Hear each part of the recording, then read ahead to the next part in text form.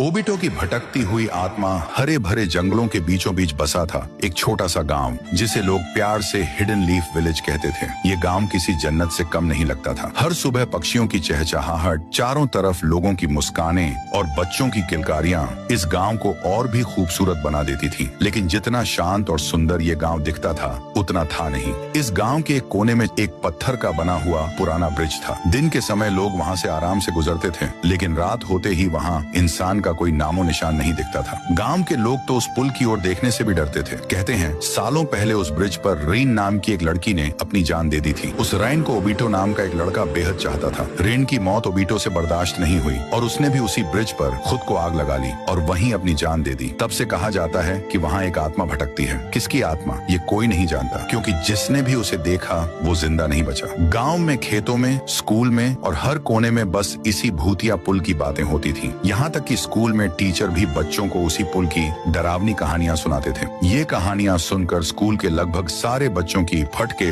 64 हो जाती थी। लेकिन दो बच्चे थे जो इन बातों को बस कहानियां मानते थे। उनके नाम थे नारुतो और राइस्टार। राइस्टार और नारुतो गांव के सबसे बहादुर लड़के माने जाते थे। दोनों हर वक्त साथ रहते थे और जमकर मस्ती करते। लेकिन एक दिन यही मस्ती उनकी मौत की वजह बन जाएगी, किसी ने सोचा भी नहीं था। हर दिन की तरह राइस्टार और उसके कुछ दोस्त स्कूल में खाली समय में छुपन छुपाई खेल रहे थे। लेकिन इस खेल में एक ट्विस्ट था। जो दो लोग पहले पकड़े जाएंगे उन्हें एक चैलेंज करना होगा। खेल शुरू हुआ। नारुतो और बाकी सब इधर उधर छिप गए। राइस्टार ने सबको ढूंढना शुरू किया। सबसे पहले उसे उसका दोस्त सस्के दिखा। उसने उसे पकड़ लिया। फिर थोड़ी देर में एक बॉक्स के पीछे छिपा नारुतो भी मिल गया। अब दोनों पकड़े जा चुके थे और अब बारी थी चैलेंज की। ज्ञान भाई, जो अब तक नहीं पकड़ा गया था, उन्हें चैलेंज देने वाला था। राइस्टार ने ज्ञान भाई से पूछा, बता क्या चैलेंज है इन दोनों के लिए। ज्ञान भाई मुस्कुराया और जो कहा उसे सुनकर सबकी फट गई। उसने कहा, मेरा चैलेंज है कि तुम दोनों आज रात 2 बजे उस श्रापित ब्रिज पर जाओगे और उसके बीच में खड़ी एक गाड़ी को छूकर वापस आओगे। ये सुनते ही सस्के का चेहरा सफेद पड़ गया। लेकिन नारुतो ने सीना ठोक कर कहा, बस इतना ही, ये तो मेरे बाएं हाथ का खेल है। रात हुई। चारों दोस्त नारुतो, सस्के, राइस्टार और ज्ञान भाई उस ब्रिज के पास पहुंचे। राइस्टार ने नारुतो से कहा, भाई अब भी सोच ले।